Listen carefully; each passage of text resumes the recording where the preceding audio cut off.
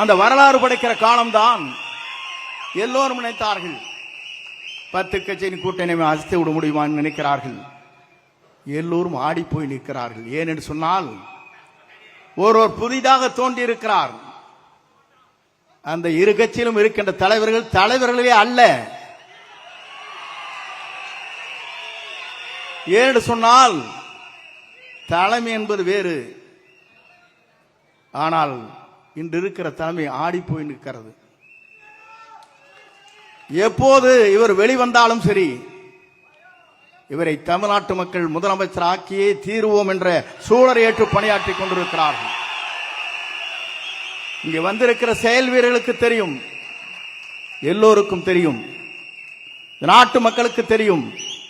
நாளை தமிழகத்தை நல்லாட்சியை தமிழகத்தில் நடத்தக்கூடிய ஆற்றலும் சிந்தனையும் தொலைநோக்கு பார்வையும் மனிதநேயமுக்கும் ஜாதி மத பேதமற்ற சமுதாயத்தை தமிழகத்திலே உருவாக்கக்கூடிய ஒரே தலைவர் நம்முடைய தளபதி மட்டும்தான் என்ற நிலை உருவாக்கப்பட்டிருக்கிறது.